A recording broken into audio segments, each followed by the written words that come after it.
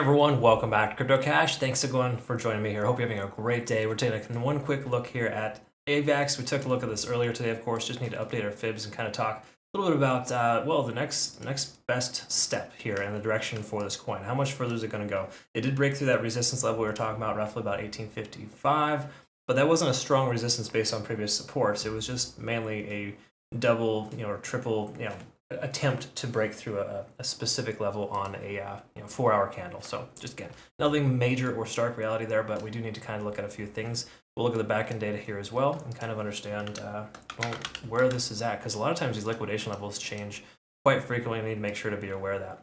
In fact, when we looked at it earlier, there was hardly any liquidation levels at these higher price points. So we'll talk about that. Quick to note here, just make sure that you understand we have a phenomenal exchange we're working with here, Bitunix. Be sure to check them out. Use the link down below to qualify for the benefit rewards. They have some phenomenal benefits there. Pretty easy to qualify. I got a chunk of change myself just for depositing funds and trading with the exchange. So be sure to check that out. Link down below. But thanks again, Bitunix, for providing an option for no KYC, no VPN to our US and Canadian members. Other countries obviously work as well, but if you struggle with KYC, it's a place to check out.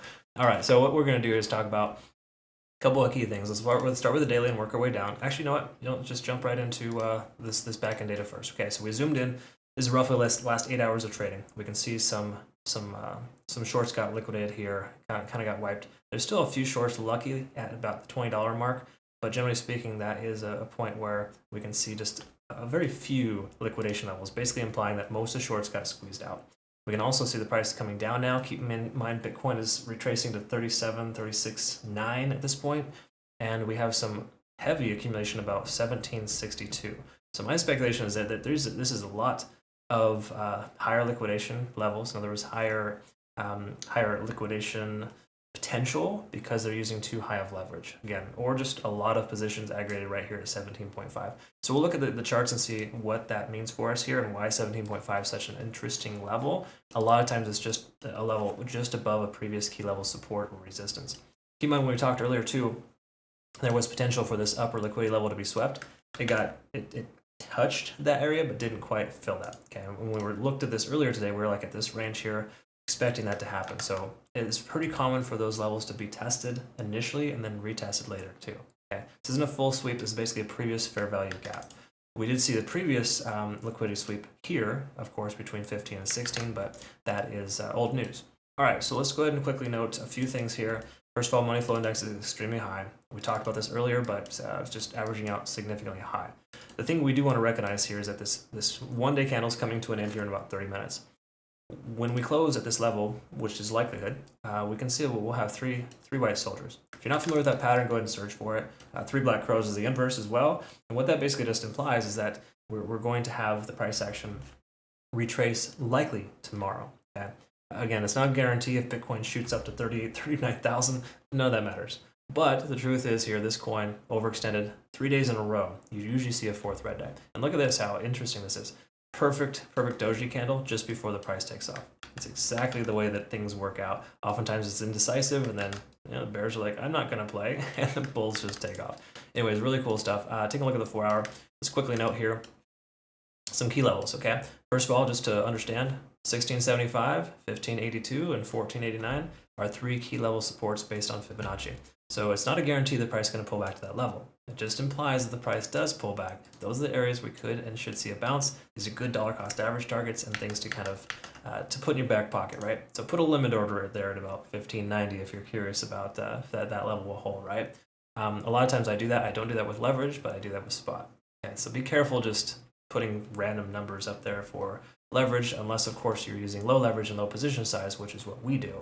And this is an example of kind of what our trades look like here. Again, Solana, we got 78% there. Luna 2, 179%. Lunk, 55%. You'll see some of these 1 months. These are some really old trades here, but generally speaking, most of them are somewhere between. Sometimes we get triggers within a couple of days. Sometimes we get triggers within a couple of weeks. Or in this case, it took us a month to get 180%. I'm fine by that. Okay.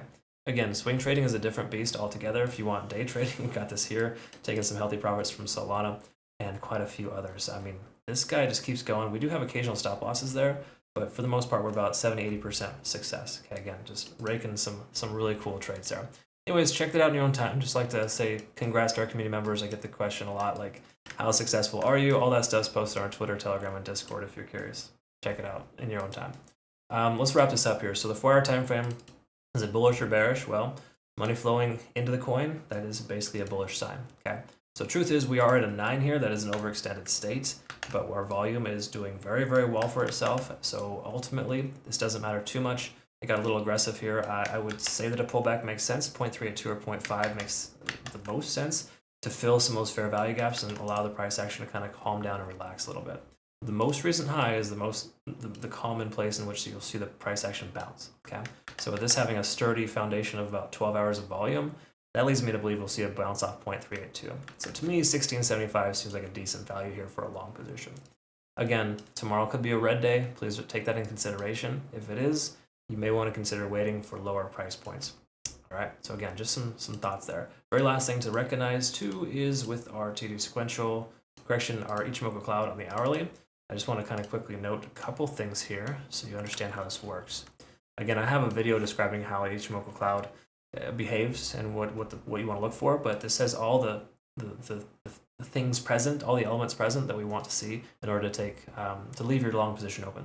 I'm not saying you should take a long position right now because long in the top seems kind of crazy to me, but again, it's a long game right now. Shorting is out and long is in. Right? Yeah, it's so 90s to short right now, right? So anyways, conversion lines above the baseline, that's a positive sign. Lagging spans free and clear the price action, but in the next 12 hours, if the price doesn't go any higher, that window of opportunity should close and you should consider taking some profits on your long. We're above the cloud here, of course, which is always a great sign. So in truth, there's nothing here that's telling us that we are bearish whatsoever. Every time frame is exuding positive behavior. I'm just a little concerned with the 3 white soldiers pattern we're seeing on the daily, and that I would speculate tomorrow should be a red day based on that sentiment. And all of this depends on if Bitcoin has a bad day. Because again, right here, this little candlestick here has a lot to do with Bitcoin pulling back this little guy here. I know it seems crazy, but every time Bitcoin wicks down to the 36,000 range, most altcoins instantly have this knee-jerk reaction where the price shoots down and then inevitably continues up higher the way that it was going. Okay, so again, pending Bitcoin doesn't have a bad day, we should see a pretty decent amount of volume accumulation at these higher price points. The price should pull back to a natural level, and if it does, once again, 1675, 1582, or 1490 are 3 areas of interest. To me, I'd much rather wait for a $15 price point. In fact, I'll go ahead and set an alert now just to be safe. Because I'm kind of selective with my entries. I don't like to just jump in willy-nilly. And I think we could very well see that potential if, again, Bitcoin sells off.